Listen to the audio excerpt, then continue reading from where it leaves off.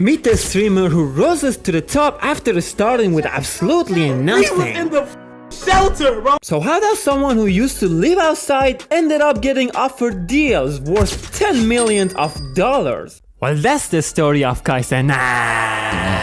He's got 20 million followers on social media. We grew up in the shelter, bro. Ladies and gentlemen, Cenat!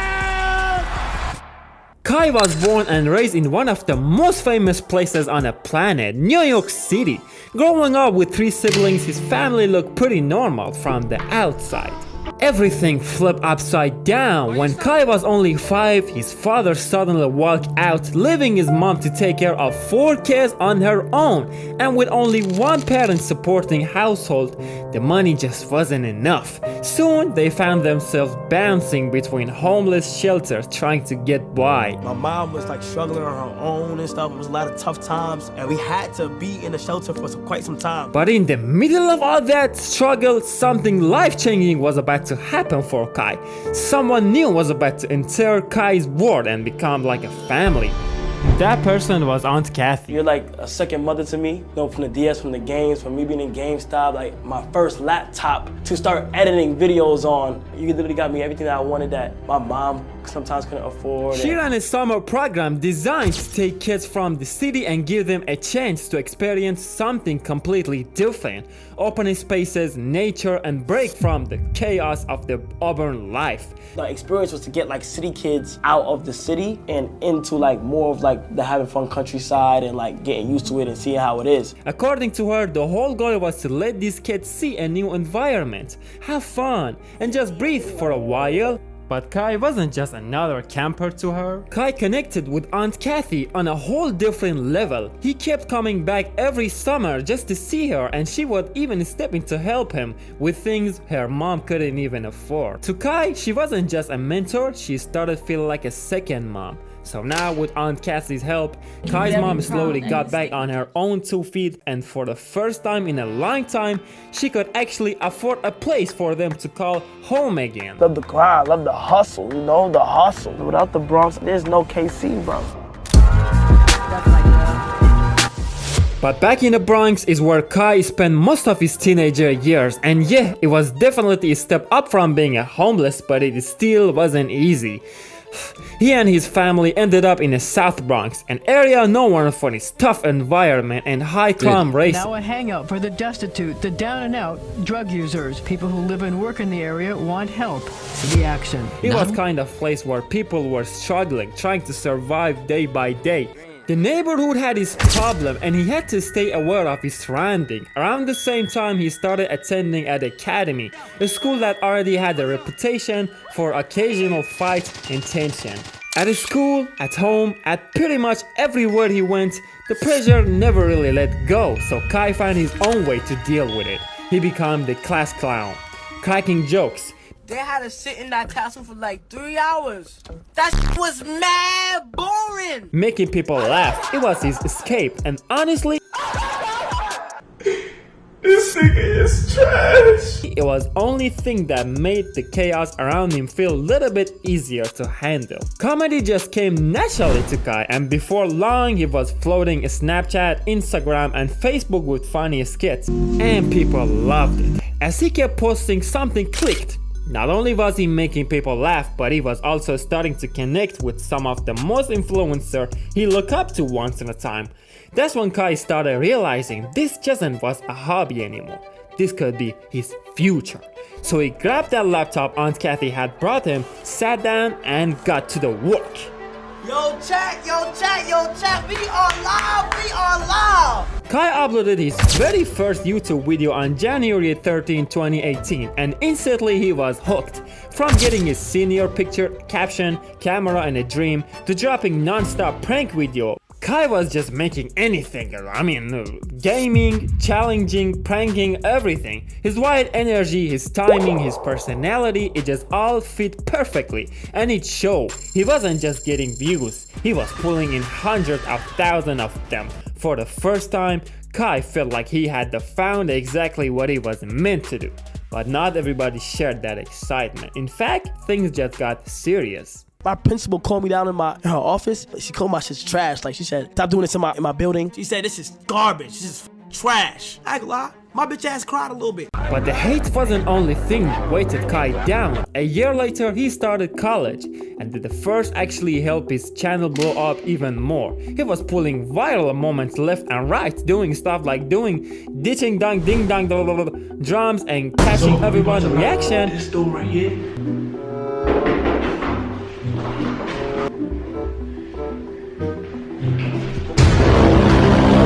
But with every viral hit came another assignment, another paper, another exam, and before long, Kai was drowning in homework and trying to juggle 2 full-time work at once. It couldn't last forever. Bro, you guys have no life, bro. That's why y'all never get paid. Fuck you. So he made a call. He chose creating content like me. I'm trying to make it out of the hood, so subscribe please. There's no way out of this one. And with all that new time and freedom, Kai went insane with the uploads. That blow up was real, and it didn't take long before other creators started pay attention. I've been down to meet another NY YouTuber, but you have to give him the NY source. Fanum was another creator, and at the time, much bigger YouTuber out in the Bronx. And look, I'm just gonna skip over the fact that their first interaction involved Fanum literally robbing Kai. But now, once they actually link up, For a dog, bro, that's not for your work. That's not funny, bro. That's not funny. Come on now, for real. Nah, for real, bro. You just violated, bro. Fanum told Kai straight up how much he loved his content, and then he let him something crazy and invites to try out for his new YouTube group, AMP. At this point, AMP already had solid lineup like Fanum, Duke, Agent, Chris, Davis, but nobody could bring the energy like Kai did. Give me a number.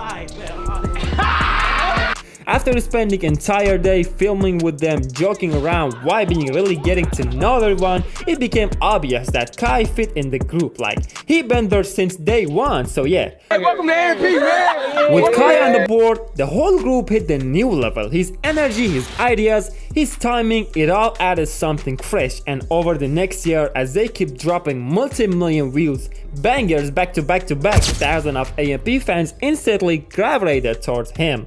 But even with all that momentum, the world had another plan. It was now early 2021, and as we all remember, when we look at emerging infectious diseases like COVID-19, COVID was completely taking over the world. Like, I remember those times I thought I'm not gonna see another day of my life, but thank God I'm still here making content for you. Yeah, I got time, cuz. Anyway, everybody was being forced to stay quarantined, which honestly came with one unexpected upside. Streaming on the Twitch suddenly exploded with everyone stuck at home looking for entertainment. The platform hit a whole new level of popularity. And for Kai, this was the perfect moment. While most of people were bored out of their minds, he used that time to grind. Every night he went live, built his community brick by brick. You will change the world. And slowly turn all that quarantine chaos into the pure momentum. The real wave was coming from live streamers. The streamers were becoming the new celebrities of the internet, and Kai could see exactly where things were headed. So on February 2nd, 2021, he made a decision that would completely shift the direction of his career. I will now be streaming on Twitch. He hit record, looked into the camera, and made it official. He was going to all in Twitch. From that moment on, everything started to move fast. Faster than ever he expected. He started out just Kai riding solo, dropping simple reaction video, late night gaming streams, and whatever else he was feel like to do. But even that normal content was already pulling in serious number. His energy was different and people felt it instantly. Time for the